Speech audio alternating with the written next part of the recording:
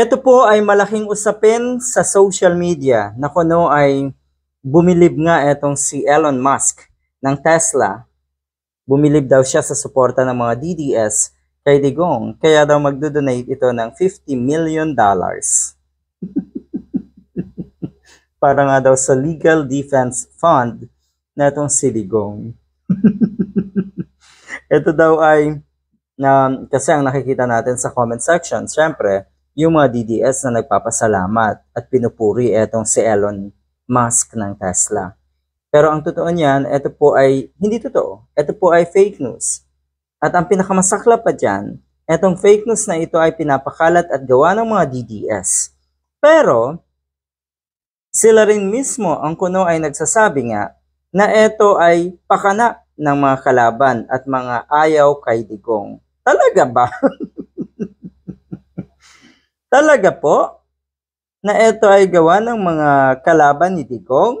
At bakit? Bakit naman tila pa inaangat si Digong, ha?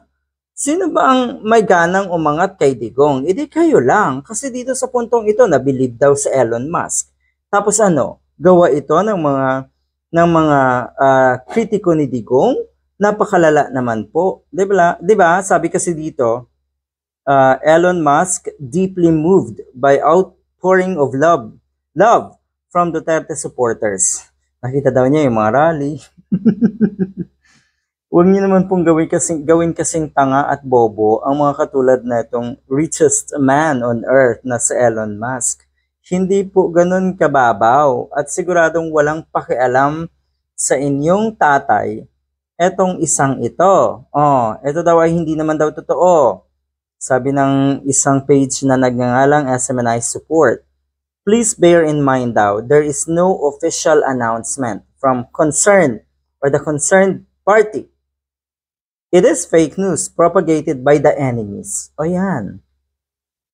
Talagang ang nagpakalat pa daw nito nga ay ang mga kalaban ni Digong. Wala na po ba talaga kayong common sense? Bakit? Kaya daw before sharing yung mga ganitong fake news nga, dapat daw tignang mabuti dahil ito daw ay kasiraan ni Duterte. Ano pa po ba ang masisira kay Digong? Ay walang-wala na.